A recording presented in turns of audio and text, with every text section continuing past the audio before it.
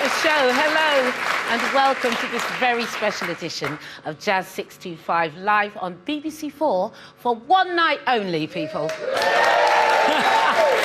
Tonight, we are celebrating a classic era in jazz, the mid-1960s, and evoking the spirit of an iconic BBC show that captured it, Jazz 625. Coming up, our amazing house band will be joined by special guests, singer Jackie Dankworth, US saxophonist Joshua Redman, and the biggest star in the jazz firmament today, Mr. Gregory Porter. Plus, we have an exclusive session with Rolling Stones drummer Charlie Watts, returning to his jazz roots. Yes, you heard me right. And we look back at the history of Jazz 625, the Soho scene of the 1960s, and the impact of the Windrush generation on UK jazz. Now, let's get things started with our exciting house band, led by pianist Robert Mitchell. They're playing a classic from the repertoire of drummer Art Blakey, featuring tenor saxophonist Jean Toussaint. Jean himself was a member of Blakey's legendary band, the Jazz Messengers. This is Along Came Betty.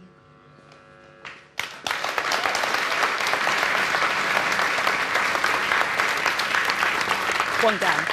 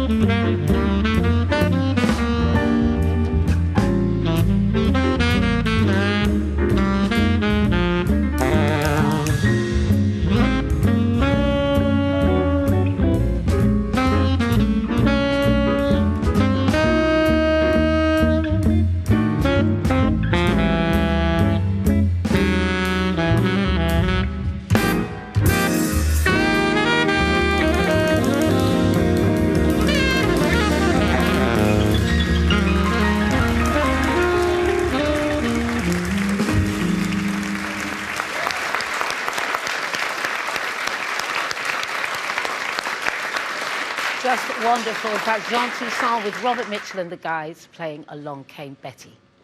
This is Jazz 625 for one night only, and we are live from the Cheltenham Jazz Festival, are we not? Yes! We've got classic music from the 60s throughout the show and some brand new gems too.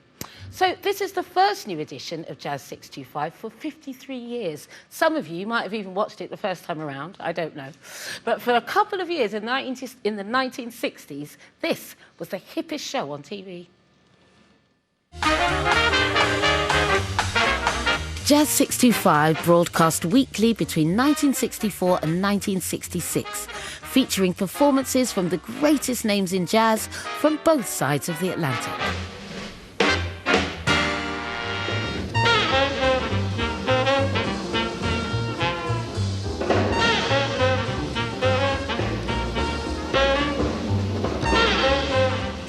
Jazz 625 was a revolutionary TV program. There was nothing like it at the time because it allowed a lot of musicians from America to just play and have musical conversations with British musicians. Jazz 625 had all the best guys on there. That was a lot of the things I love about those guys. They look so great when they play. The idea that you could see Monk one evening, just matter-of-factly like other people watch Coronation Street or EastEnders or something, was a marvellous thing. When you see people who are playing at an astonishing level, it's going to encourage you and it's going to motivate you to want to, pursue the art form, and it certainly did for me. Jazz 625, it's like classic albums from that time. They are video classics. They're considered that way by collectors. Jazz 625 was devised to accompany the launch of BBC Two, and its title referred to the new ultra-high frequency picture on the channel, which was made up of 625 lines. With the second channel, there is the idea that this can be a place where culture, science, education can appear on screen. And it's interesting that jazz is framed in that way. It's not just something you'd listen to on a night out or something that you'd have a drink to. It's something that should be thought about, studied, enjoyed in quite an intellectual way. The show was presented by Steve Race and then trumpeter and bandleader Humphrey Lyttelton. They introduced the TV audience to a remarkable lineup of jazz legends. In the 60s, you had people from all eras of jazz, from the beginning, from the 20s, up until the avant-garde. Everybody was alive and everybody was playing well. It was kind of an amazing thing. You didn't think of it at the time, but it was.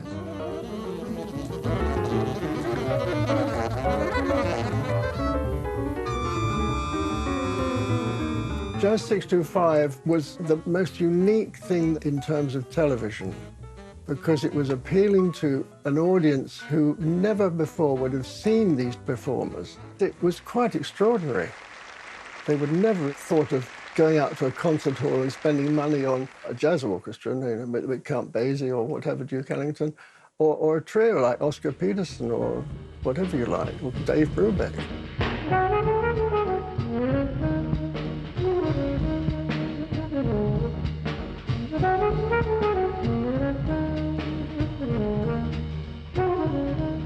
The programme was filmed in studios and live venues around London, bringing the excitement of Soho's vibrant jazz scene directly into people's living rooms. Jazz 625 has this quite spare, modernist set. The focus is on the musicians performing. This was a programme made by people who understood what jazz was. What I wanted to do was capture the music as it was, as the performance was going on in front of us. We probably had 4 cameras in those days.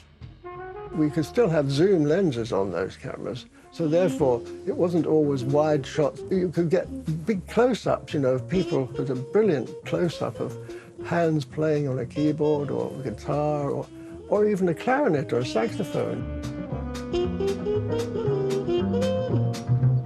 I mean, to see somebody like Oscar Peterson's hands playing on a keyboard in close-up, it's brilliant. I didn't realise he could play like that. You know, they could hear it, but they couldn't see the wonderful manipulation of those wonderful hands.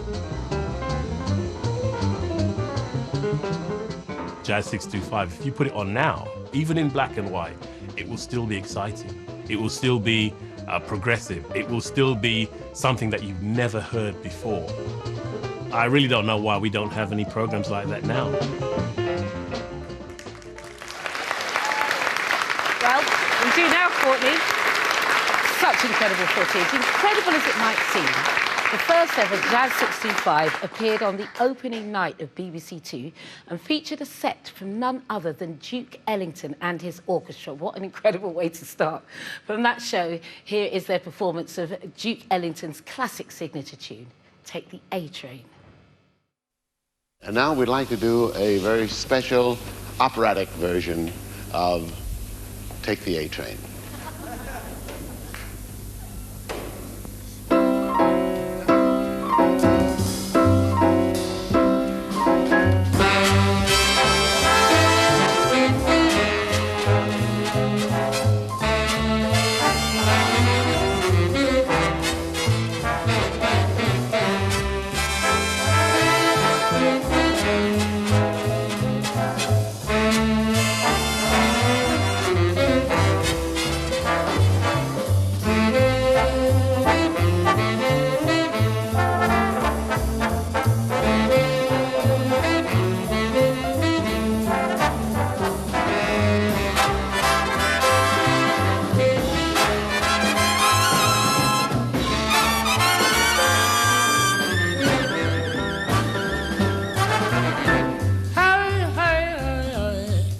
Take the A train if you want to get to Harlem in a hurry.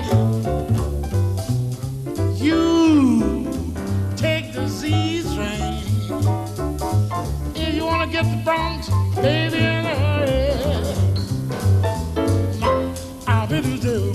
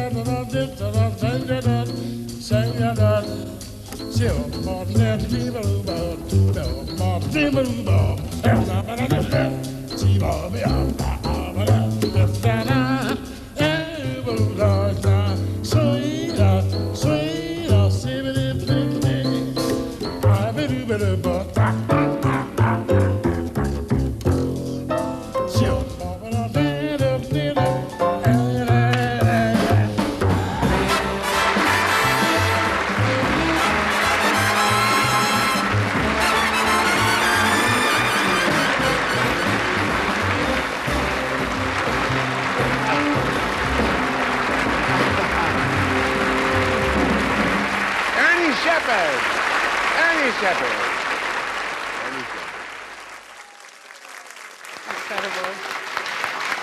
Incredible, just joyful, amazing improvisation there from the great bass player Ernie Shepherd.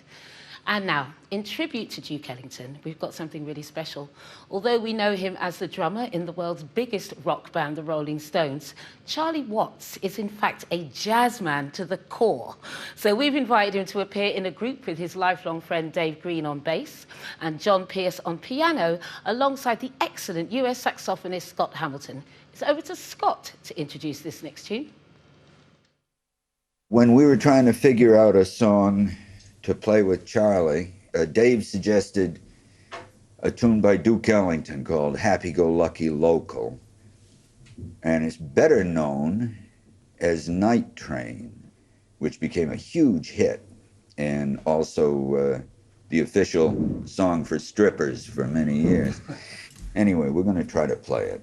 Happy-Go-Lucky Local or Night Train.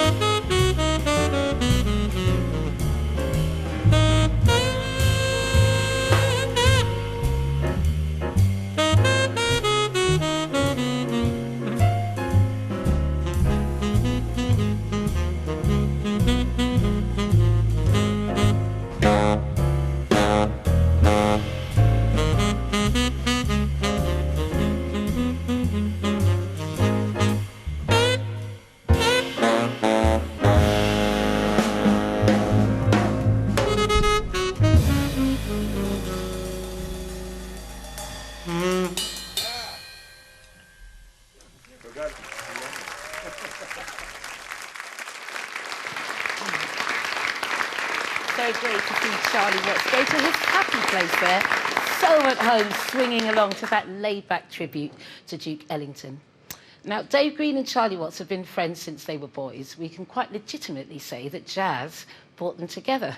Here they are talking about just that, jazz and growing up.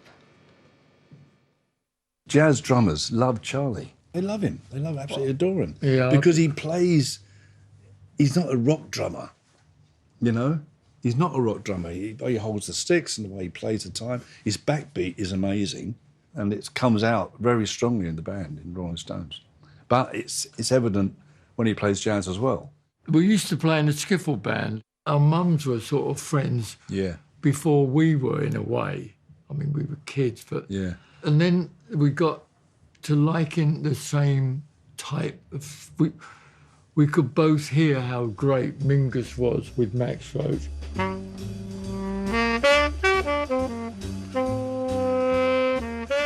You had all the records, didn't you? I had a couple. I first heard Massey Hall. Yeah. In your bedroom. Yeah, right. Charlie Parker and Dizzy Gillespie, 10-inch LP, which Charlie had, and it was Salt Peanuts, which was the epitome of fantastic bebop playing. It was like futuristic. I mean, it was like atmospheric. And you also had the Blakey record with Johnny Griffin and Spanky Depressed on bass. Oh, yeah. The whole thing was like every week you're discovering new music. And you bought the record and you read the sleeve notes and you still got them actually. Yeah. I've still got that one. Yeah. I still look at photos of Coltrane and think, God, I wish I had that jacket now. Do you know what I mean? And when Miles wore a new suit, you'd all want one. And when you watch the photo of Milestones with him on the cover in the green shirt, I mean, everybody got a green shirt. I've never got one quite like that. I've had loads of them, but they never look like that.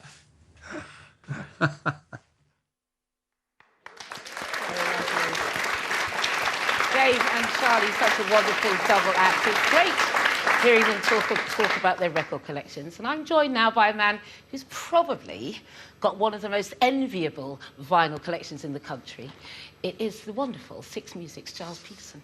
How are you? I'm really great, thank you. I'm having a wonderful time. This is good, right? Are you not? Are you not happy? Wow. What did you think about their choices then? Pretty good. I mean, amazing, right? I mean, Miles Davis Milestones is probably the pick for me because I remember getting that from Sutton Library when you could rent records or take records out. Oh, right. I don't think I ever gave it back to them, actually. Oh, dear. Still in the collection. You've outed yourself now completely. Now, Blue Note, I know, is very dear to your heart. The style, the art, the design is just as important in some ways as the music. Yeah, I think the Blue Note is the label that kind of, in a way, it's the holy trinity of A&R, photography and artwork. And it always worked, and it was quite abstract as well. If you look at this, Jackie McLean, the design by Reed Miles, and they were sort of brave enough just to put a tiny little corner, just put Jackie McLean's picture. Tiny little bit of himself, and then this beautiful... Yeah, that wasn't happening in the 60s on other record labels. I mean, this still looks unusual and interesting and exciting and kind of vital, do you know what I mean? Absolutely, So brilliant. we've got more stuff here. There's beautiful one from This Donald is a killer. Byrd. Look at the use of cars and light and space and dynamics. It's so cool. Oh, wow, I know, it still looks good. Now, that there's one, I love this. This is beautiful. I mean, look at this. Talk about cool. Yeah. The shades. I mean, this is when smoking was still cool. You were still allowed to look like that. Now, this one, I need to pull it out because that is Elvin Jones Jasmine. That's my Uncle Roland. That's unbelievable. That's my mum's little brother. Roland Prince. Roland Prince, yeah. I never knew that, Andy. That's my Uncle Roland. Yeah. I know! Isn't that fabulous? I love that you've got great that. record label as well, MPS. Yeah, Like Blue Note, amazing. the German Blue Note. Amazing. Now, I am going to steal that from you. I'm going to take this here, because this is Thelonious Monk, one of my heroes. I'm going to take your microphone there, Charles. Thank you very much for talking to me for a few seconds. It's quite apropos that we finish with this, because it's time now for a bit more live music. Please, everyone, put your hands together. Be excited. Be wonderful. Be welcoming for Joshua Redman. Hi there. Hi, Andy. How are you? I'm great. I'm having a wonderful time. You look very dapper. Oh, thank fabulous. you. I forgot to wear my green shirt, though. I know. I didn't get the memo. Who can find one? Who can get one? Nobody except Miles, clearly. Now, this album that I've got in my hand here, Thelonious Monk, Crisscross. That's thank a you for special this. I record don't to you. have this one. Oh, right, so thank you can take it. Charles, this means something to you, though, this album. Oh, sure. Well, Monk's music means something to me. I mean, Monk's music is some of the most important music in jazz. You know, I mean, his music forms some of the most important aspects of the jazz canon. You know, I mean, his music is timeless. I can't think of jazz without thinking of Thelonious Monk. Thank you so much, Joshua. Now, where is the link? We've lost the link. That's not the link. There it is. Please put your hands together, ladies and gentlemen, for Joshua Redman and the Jazz 625 House Band with Shelley Tete on guitar, Rod Youngs on drums, Larry Bartley on bass, and Robert Mitchell at the piano. This is Crisscross.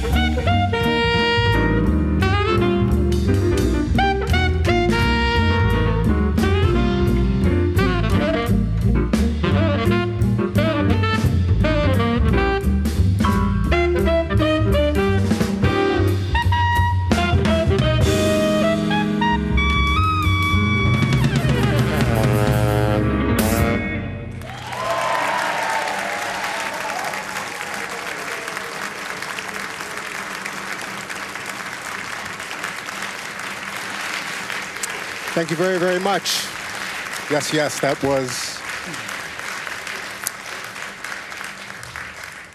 was Thelonious Monk's Crisscross, and we would like to continue by playing a composition by one of Monk's closest colleagues and collaborators, another architect of modern jazz, one of the seminal figures of this music, Mr. Dizzy Gillespie, and this is one of his most beautiful and also one of his most harmonically challenging compositions.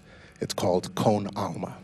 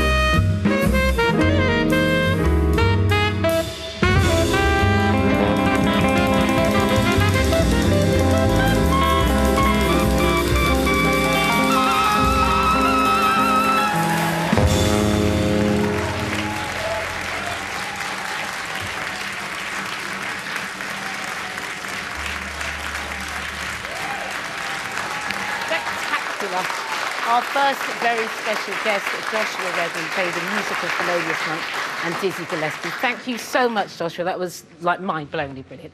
Still to come, we have Jackie Dankworth paying tribute to her extraordinary mum, Cleo Lane, Camilla George celebrating Joe Harriet, and Gregory Porter will be performing one of his own tracks and a Jazz 625 classic. Now, the launch of the original Jazz 625 coincided with a golden age for jazz in the UK. Traditional and modern jazz were thriving, and the relaxation of the Musicians' Union rules meant that American jazz performers could play over here for the first time since the 1940s. The centre of the UK's jazz scene was in London's Soho, and it was booming.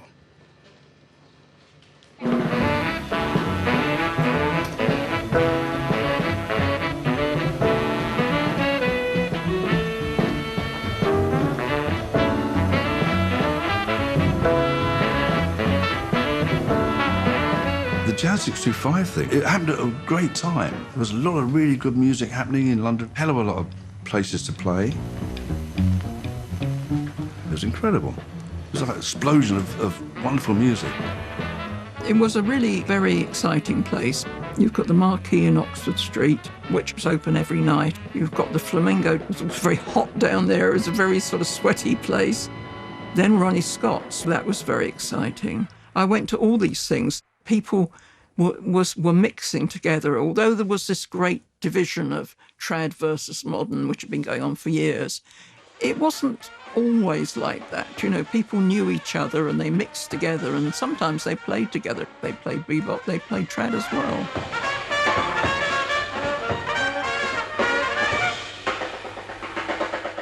Well, it was pretty hip. Traditional jazz was really big in the early 60s. I used to go to watch the drummers, and that's how I learned to play. And although at the time we mods rather laughed at it, it was some of it's bloody good. Ronnie Scott's club, it was like having a bit of New York in London. You know, you walked into the club and somehow you're in New York. You know, it's like all these giants of the music were coming over to London to play. And Ronnie at that time was bringing all the guys were coming over, you know, like really huge names.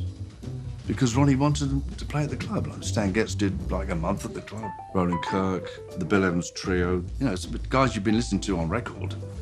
Suddenly they were there playing in a club in London. It was magic, you know. In the 1960s, Soho was very exciting. It had such a marvelous family of musicians and different styles, of course, because you had the jazz people of Tubby Hayes and Ronnie Scott, Stan Tracy, juxtaposed with the rhythm and blues coming from the Marquee Club and so on.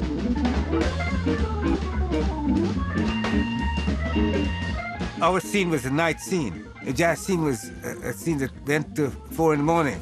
You know, from 10 to 4. The risque of the life too, because there was also dodgy characters, the petty hustlers, prostitution, you had the drugs. So you had to find your way around that, find your way to the place that you want to be, because everything was happening in Soho. That's when you lived there. That's when everything came alive.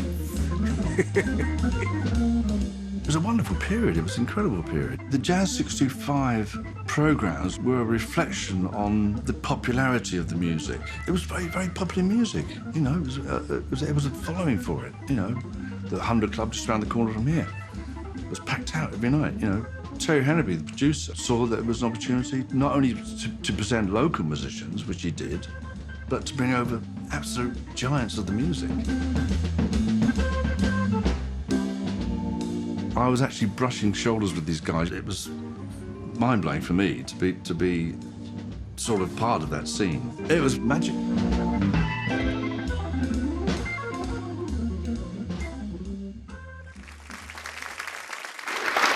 Absolutely amazing. Now, it sounds like a great time to have been out and about in Soho. In the audience tonight is Mr. Jay Rayner.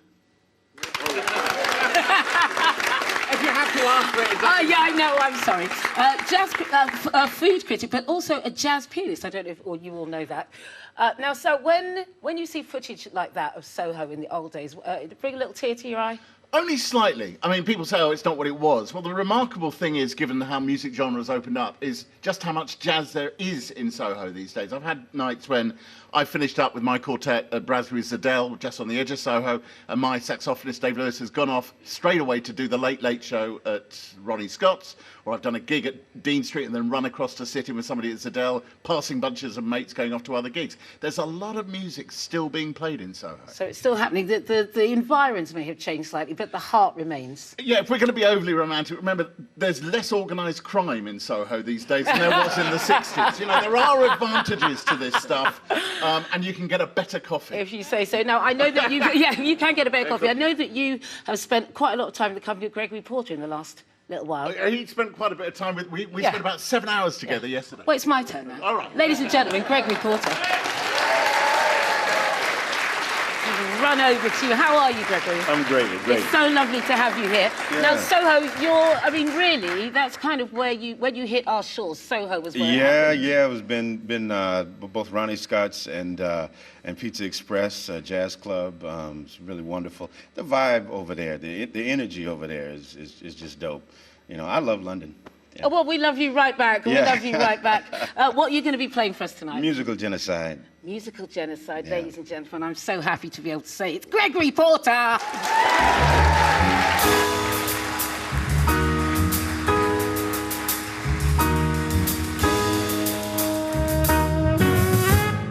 I do not agree.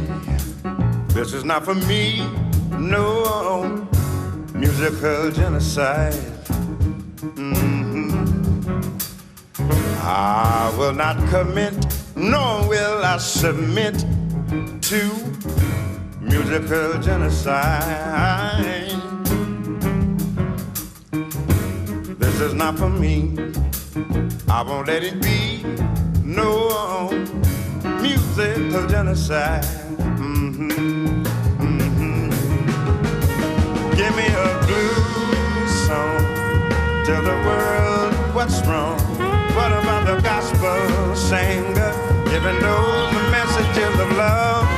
And the soul man with your heart in the palm of his hands, telling your stories of love and pain. I do not agree. No. I need the music. I need the music. I do not agree. This is not for me. Hey, musical genocide. I will not commit. No, will I submit to musical genocide. This is not for me. I won't let it be. No musical genocide. Oh, somebody give me a blues song. Tell the world what's wrong. And the gospel singer giving those messages of love. And the soul man with your heart in the palm of his hands, telling your stories of love and pain. I do not agree, no. I need the music. I need the music. Give me the music, the music, the music.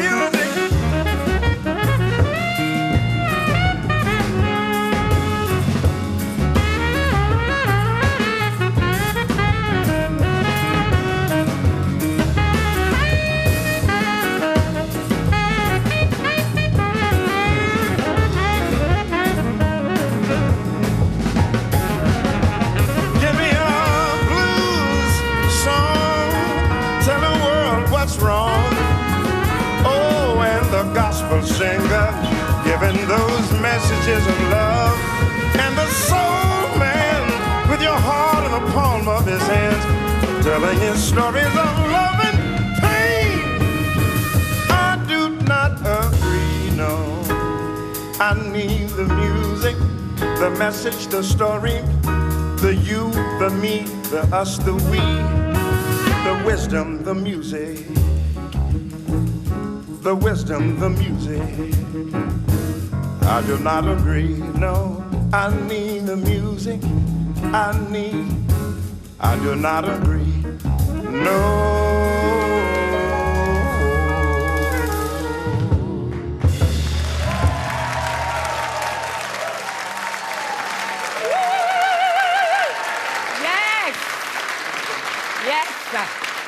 Yeah, bring it in, bring it in. That was so extraordinary. What a powerful song. Now, you're a big fan of the Next Jazz 65 artist, Oscar Peterson, aren't you? Yeah, Oscar Peterson was amazing pianist at the top level of jazz pianists, top level of pianists, period. Yeah. But also he has the sweet thing, there's a record of him singing. And Nat King Cole was his idol, and Nat King Cole is also my idol. Good company to be keeping. We share that, and it's really just amazing the way that his family and is promoting and keeping his music alive. So it's really wonderful artist. Thank you so much, Gregory. Now it's time once again to delve into Jazz 625's rich archive. Oscar Peterson, a huge star, so it was a massive coup for the show to get him. Of course, the producer had to go and ask for a little bit more budget, of course. Here is a snippet of the great pianist performing Hallelujah Time on the show in 1964. This is magical. Yeah, beautiful. Magical.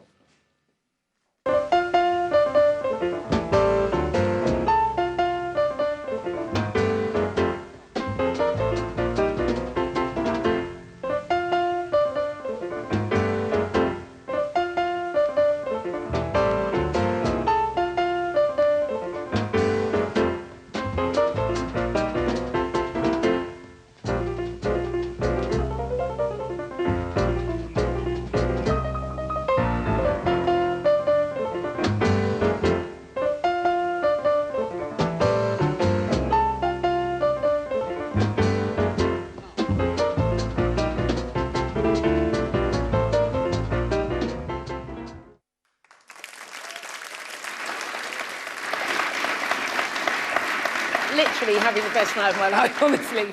Now, let me properly introduce you all to the musical director of our Jazz 625 house band tonight. This is Robert Mitchell, everybody. Hit me with the love, hit me with the love. Thank you very much. Now, Robert, you are also a massive Oscar Peterson fan. It probably doesn't really quite encapsulate it. Yeah, disciple. Yes. A long time, closer to the fact. Yeah. So yeah, I mean, Jazz 625 was the first time I kind of saw him in action.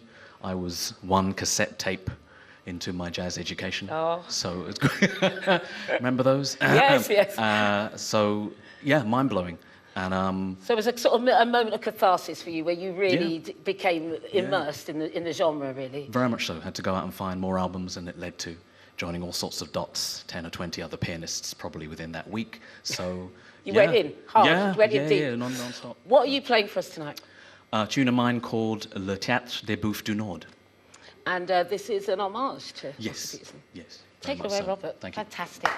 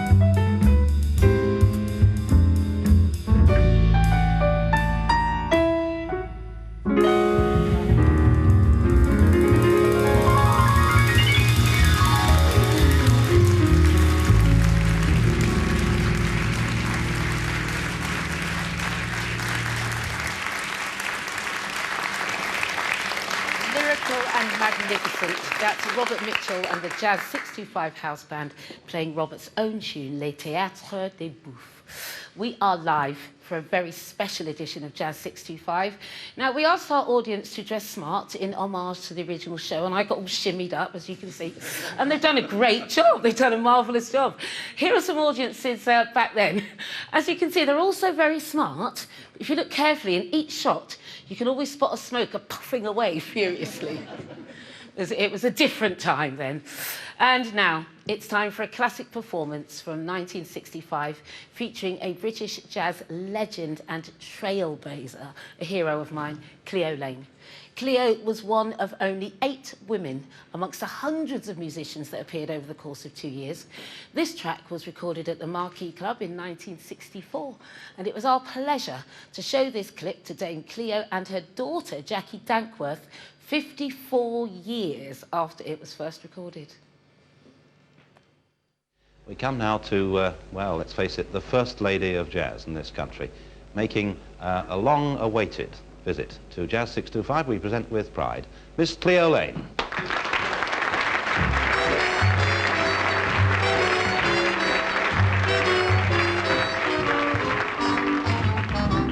Oh, sweet and lovely lady, be good. Oh, lady, be good to me. It was sung by Ella, it was sung by Sarah, it was sung by everybody at that time. It was just a jazz standard, really. Oh, lady, be good to me. And we absolutely sucked everything out of it. I'm all alone, I'm so alone in this big city. I feel so awfully misunderstood. Just a feeling, I guess. Oh, lady, be good to me. Oh, sweet and lovely lady, be good. Oh, yeah. Oh, lady, be good, lady, be good, lady, be good to me. Should have gone down there. No, I thought that was great.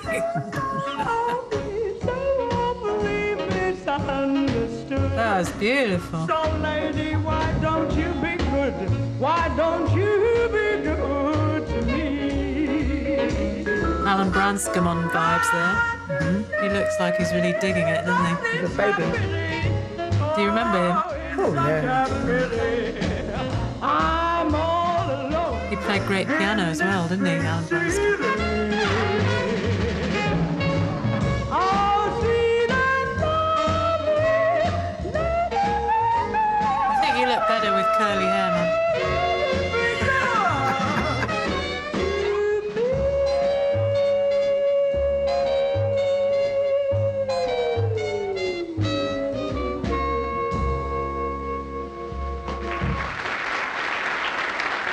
Sloppy ending from me, wasn't it?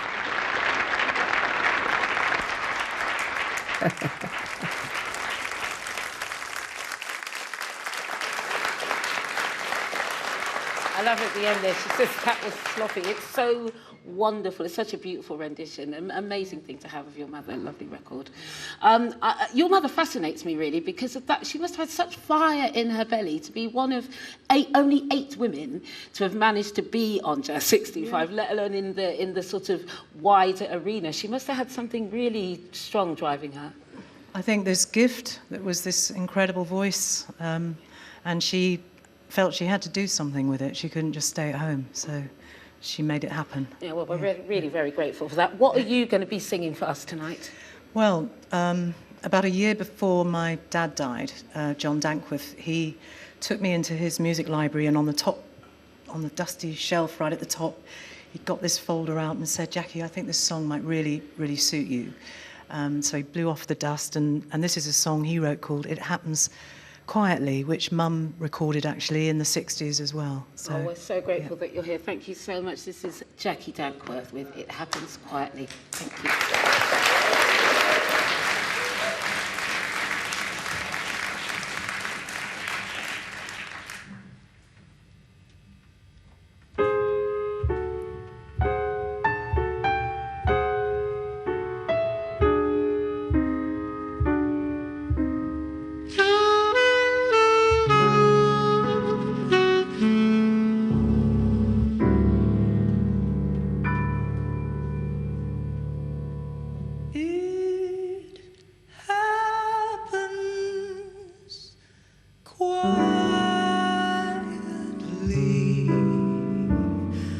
this wonder,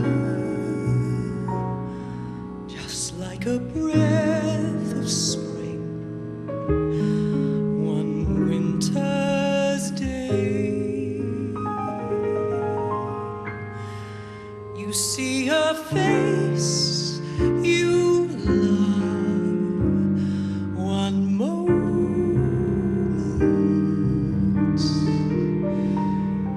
and then that feeling sweeps you helplessly away.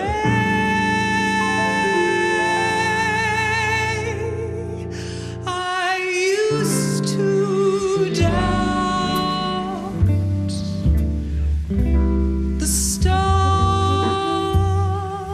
I'm under. No special miracle, no special miracle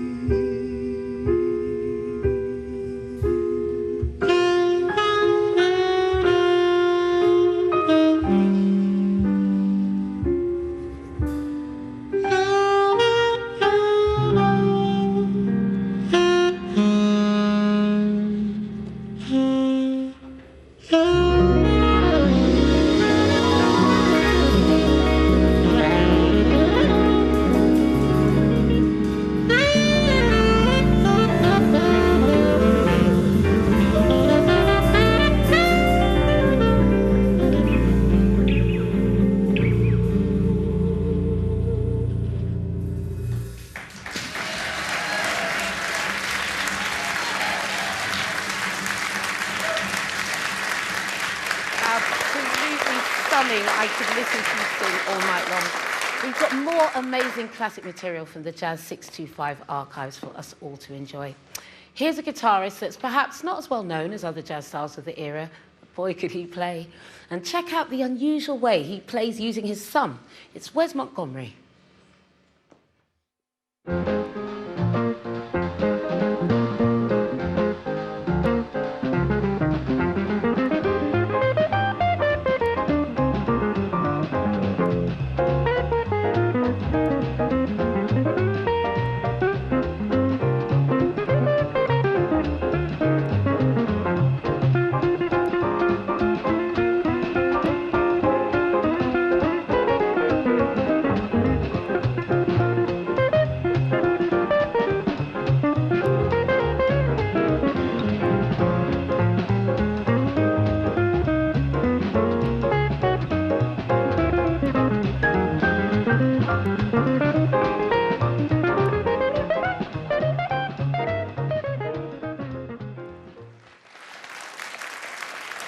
Wes Montgomery.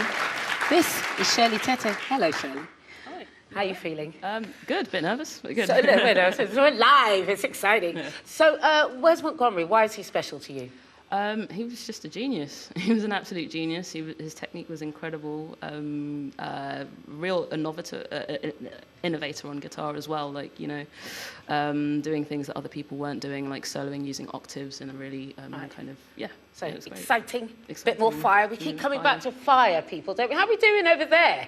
Yeah, good, jolly good. What are you going to play for us tonight? So I'm going to play I've Grown Accustomed to Her Face, with, a version that kind of Wes did, and brilliant. Which was beautiful, so yeah. Ladies and gentlemen, Shirley Tete and the Jazz 625 Band.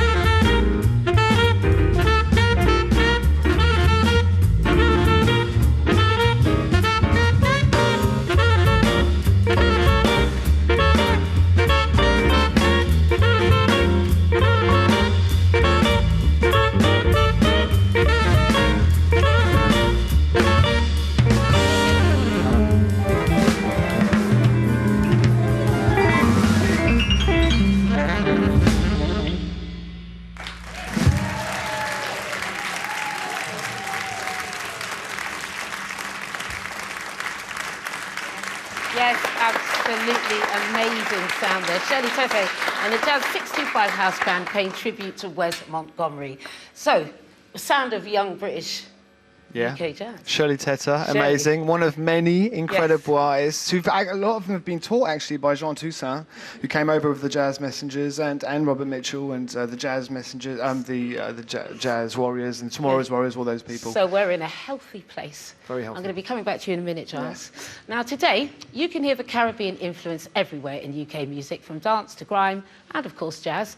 But it's sometimes overlooked that what a massive contribution musicians from the Caribbean made to the 1960s UK jazz scene. I managed to get that eventually. Let's do our bit to put things right, shall we, with a look at that generation of musicians.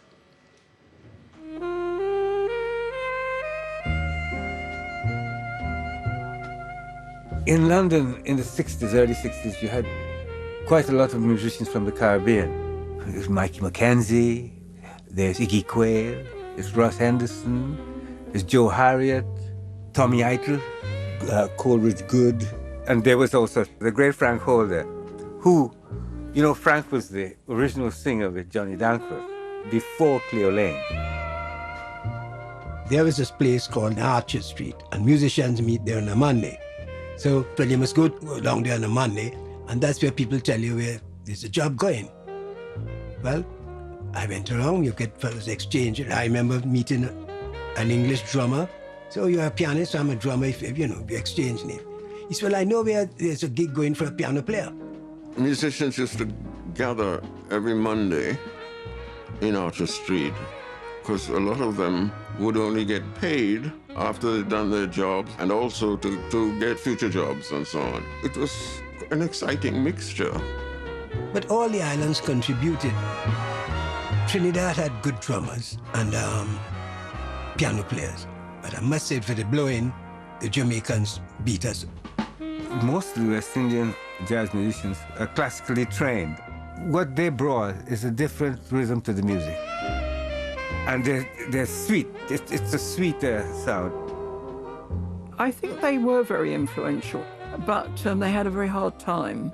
They all had to work in show bands and tour on the continent. And then there was a lot of jealousy because the Caribbean musicians would always get jobs in nightclubs playing Latin American music, which the sort of hardcore white beboppers wouldn't want to do those jobs necessarily. So it was a bit of jealousy because I think some of the black guys ended up making a better living than the white ones.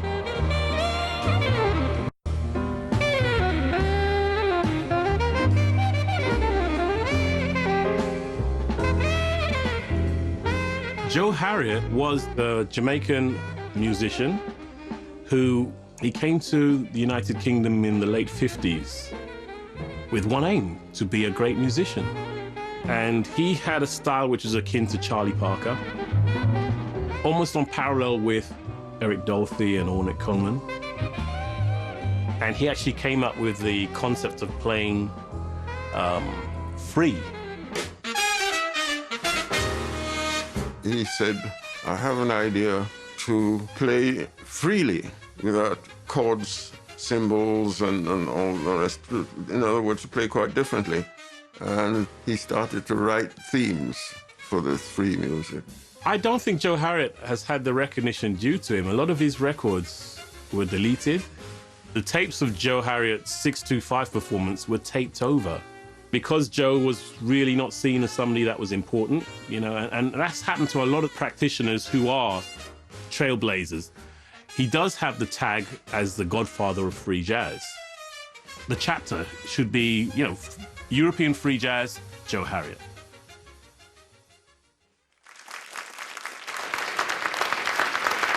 As we just heard on that film, the tapes of Joe Harriott, sadly, and Jazz 625 no longer exist. But that doesn't mean his influence, his energy, and his music don't live on.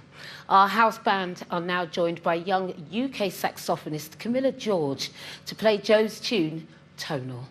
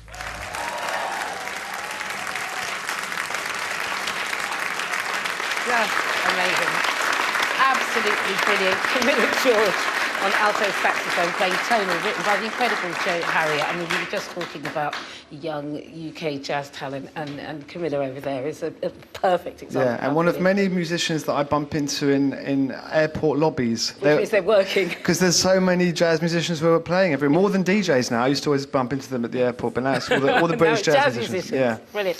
And just a little side note is that Jean Toussaint actually used to teach Camilla, and mentoring and learning, handing knowledge down, passing it on. It's just so important, right? Yeah, absolutely. I think that there's a lot of people that we should thank, and all the generations of British jazz musicians from way back to Dizzy Reese and Tubby Hayes and Joe Harriott, all the way through people like Rendell and Ian Carr, through Graham Collier, through Nucleus, all the way through to the Jazz Warriors and the Loose Tubes, and it keeps going, and they all pass on the baton. Right now there's an amazing generation who are really not just inspiring everybody in the UK, but they're taking the sound all over the world and inspiring the Americans as well. So there's a really good exchange going on at the moment. Yeah.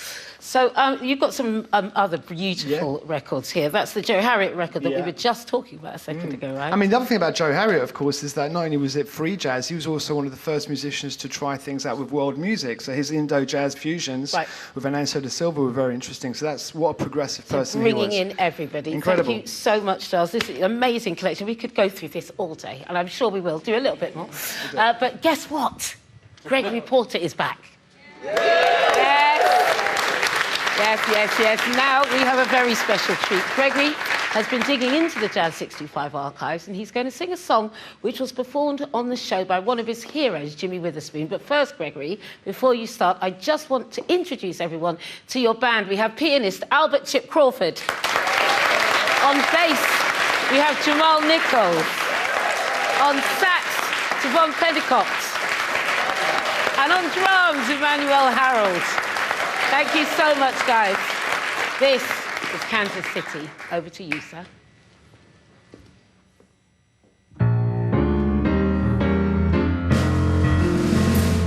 Well, I'm going to Kansas City.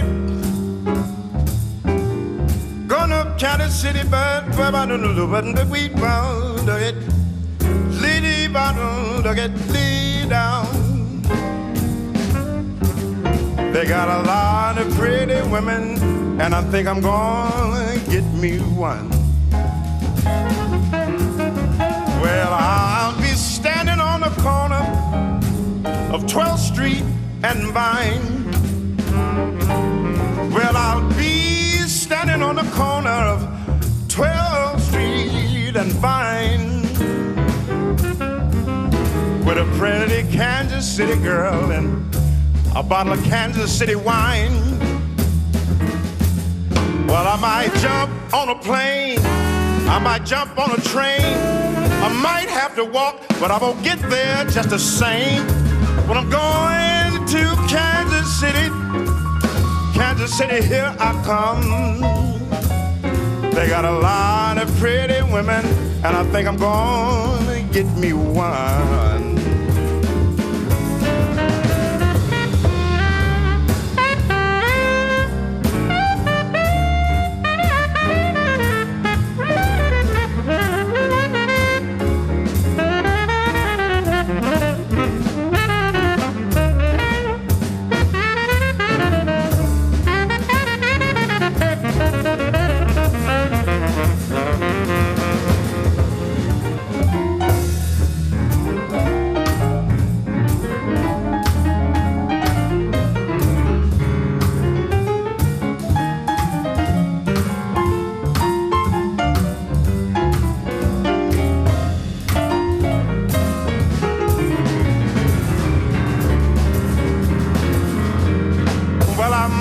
Take a train, might take a plane.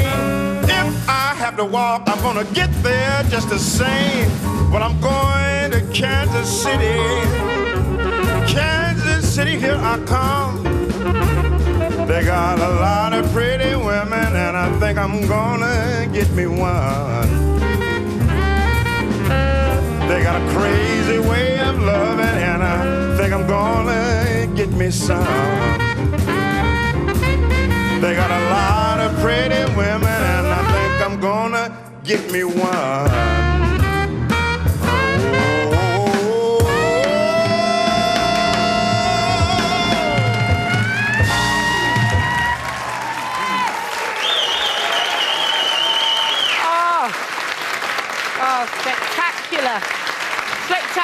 Thank you so much, Gregory. What a way to end a really incredible night. What a brilliant time we've had. I have to say a massive thank you to Charlie Watts, Dave Green and the Scott Hamilton Band, Gregory Porter, Jackie Dankworth, Joshua Redmond, Camilla George, our house band, Jean Toussaint, Larry Bartley, Rod Young, Shirley Tete, and musical director and piano player Robert Mitchell. Everybody in the lovely audience. Jay, have you had a wonderful time? I've been in heaven. This is an hour and a half of the music I love. I think we could possibly do it again, couldn't we? Jazz HD, just to bring it up to the modern age. Have you had a great time, Charles? Remarkable. Let's do it every week. Absolutely brilliant. The party's continuing here in Cheltenham, but sadly, that is it for this special edition of Jazz 625. Maybe we'll be back again in another 53 years. Who knows? Write a letter, send an email, do something. From me, Andy Oliver, it's good night.